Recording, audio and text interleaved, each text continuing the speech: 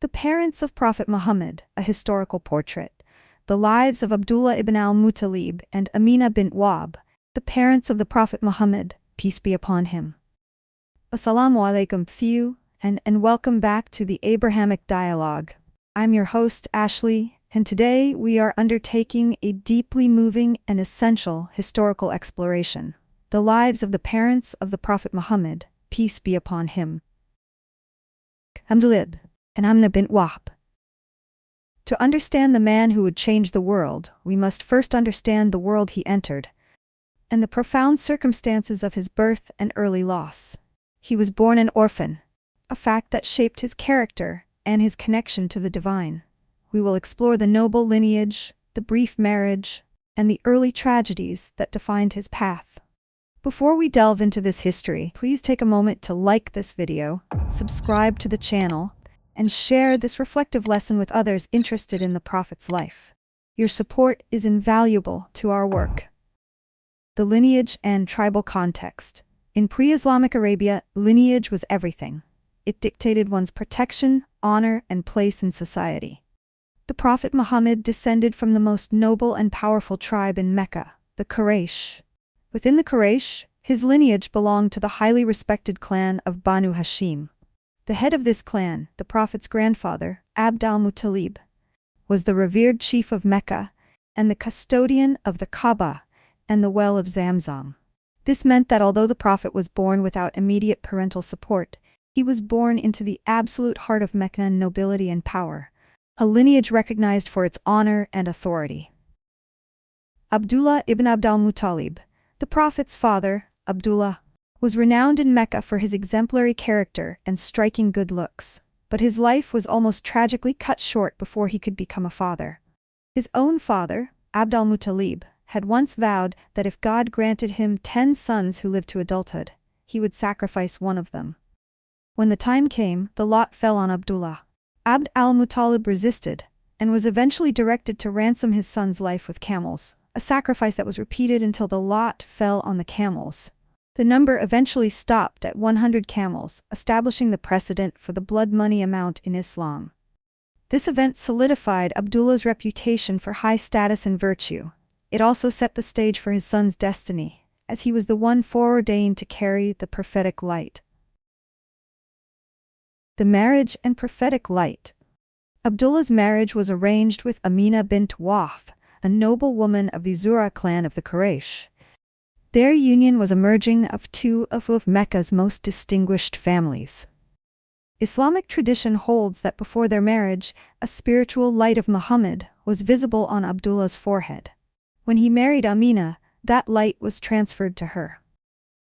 There are accounts of women who had wished to marry Abdullah being astonished that the light disappeared once the marriage was complete. The marriage was a short but blessed affair. It was the coming together of two individuals of the highest character and nobility, signifying the spiritual importance of the child they would conceive. The tragedy of Abdullah's death. Shortly after his marriage, and while Aminah was still early in her pregnancy, Abdullah set out with a Quraysh trade caravan destined for Syria. On the return journey, he became ill and was unable to travel further, so he stayed in Yathrib, later Medina, where his family had relatives. Abdullah passed away in Yathrib at the young age of 25. The news reached Mecca, plunging Aminah and the entire Banu Hashim clan into mourning. Abdullah died before seeing his son, making Muhammad an orphan even before his birth. He inherited only 5 camels, a small flock of sheep, and a single slave girl named Ayman. This tragic event meant the child would be raised without the direct care and protection of his father, a devastating blow in a tribal society. Aminah bint Wahb, the mother.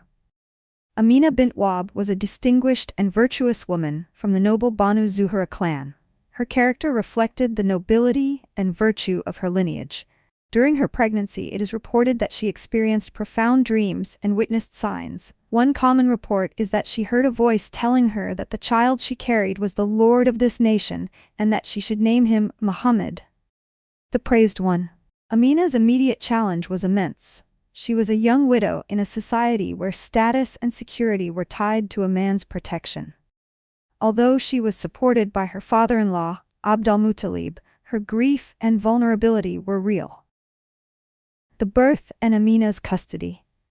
The Prophet Muhammad, peace be upon him, was born in Mecca in the year 570 CE. Following a common custom of the Meccan elite, the newborn Muhammad was entrusted to a wet nurse, Halima al-Sa'diyah, of the nomadic Bedouin tribe of Banu Zuhrah. It was believed that the pure air of the desert and the harsh, honest lifestyle provided the best upbringing, fostering a strong character and teaching impeccable Arabic. Muhammad remained with Halima for the first few years of his life until she regretfully returned him to Mecca. This was the precious but brief time that Aminah had to raise her son. She cherished every moment, yet the spiritual destiny of her child meant their time together would be short. The loss of Aminah and orphanhood. When Muhammad was about 6 years old, Aminah decided to take him on a journey to Yathrib to visit the grave of his father, Abdullah, and to visit family. On the return journey, tragedy struck again. Aminah became ill and died at a place called al-Abwa, located between Mecca and Yathrib. The young Muhammad was now an orphan in the truest sense, losing both parents by the age of 6. The orphaned child was brought back to Mecca and placed under the protection of his venerable grandfather, al-Muttalib. This second loss was a defining moment, ensuring that the final messenger of God would be raised outside the influence of a typical family structure, dependent entirely on the wisdom of his elders and the grace of God.